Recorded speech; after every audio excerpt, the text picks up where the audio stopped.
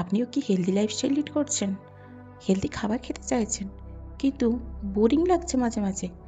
আচ্ছা, আজকের যে পাস্তা রেসিপিটা আপনাদের সাথে শেয়ার করব, ট্রাস্ট মি, এটা খাওয়ার পর আপনার বোরিং লাগবে না, আপনি রোজ লাঞ্চে খেতে পারবেন। সো আজকে আপনাদের সাথে যেটা শেয়ার করব, যে পাস্তাটা শেয়ার করব, সেটা no maida, no cream, no cheese, no onion, no garlic.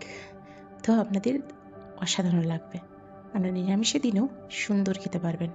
তো চলুন দেখে নিই। তো ফার্স্টেই আমি পাস্তাগুলোকে বয়েল করে নেব। হ্যাঁ, পাস্তা বয়েল করার আগে একটা জিনিস আপনাদের শিখিয়ে দিই। তো প্রথমেই পাস্তা ঠান্ডা জলে দিয়ে দেবেন না, আপনার জলটাকে একটু গরম হতে দেবেন, 1 চামচ তেল দেবেন এবং তার সাথে 1 চামচ নুন দেবেন। যখন বয়েল হয়ে আসবে তখনই আপনি এই পাস্তাগুলো দিয়ে দেবেন। তার ফলে এই পাস্তাগুলো আর ভাঙবে না। আর আপনি আপনার মনের মতো পাস্তা নিতে পারেন। আমি এই 2 রকমের পাস্তা নিলাম। এবার আমি কি করব, গ্রেভির জন্য যে টমেটোগুলো লাগবে সেই টমেটোগুলো আমি এইভাবে কেটে নেব। কেন কেটে নেব পরে বলবো, আপনাদের সাথে শেয়ার করব। তো প্রথমে আগে এমনি করে কেটে নেবেন, আর কেটে নিলে যে কি সুবিধা হবে এটাও আপনি জানতে পারবেন।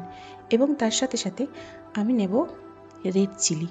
আপনি চাইলে কাশ্মীরি লঙ্কাগুলো কাশ্মীরি লঙ্কা নিতে পারেন, বাট আমি রেড চিলি নেব।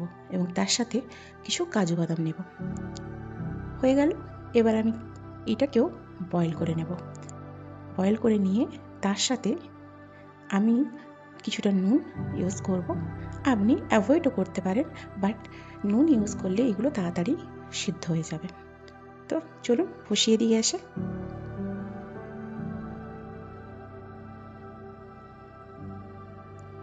এবার আমি সবজিগুলো কেটে নেব।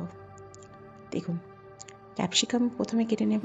আপনি আপনার ইচ্ছে মতো কাটতে পারেন ক্যাপসিকাম, আপনার যেরকম সাইজের মনে হয় আমি সেই রকম ইচ্ছে মতো কাটতে পারেন। আমি এরকম সাইজের কিছুটা কেটে নিলাম। এবং তার সাথে আমি যেটা দেব গ্রেভিতে সেটা হচ্ছে পনির। হ্যাঁ, এই গ্রেভিটাকে আরও ক্রিমি বানানোর জন্য, প্রোটিন রিচ বানানোর জন্য আমি পনির ইউজ করব। এবং তার আগে আমি একটা জিনিস ইউজ করব, কিছুটা মাশরুমটা যেটা আছে সেটাকে আমি ভালো করে ওয়াশ করার জন্য একটু জলের মধ্যে নুন আর হলুদ গুঁড়ো দিয়ে দিলাম, আর তার মধ্যে মাশরুমগুলো দিয়ে দিলাম।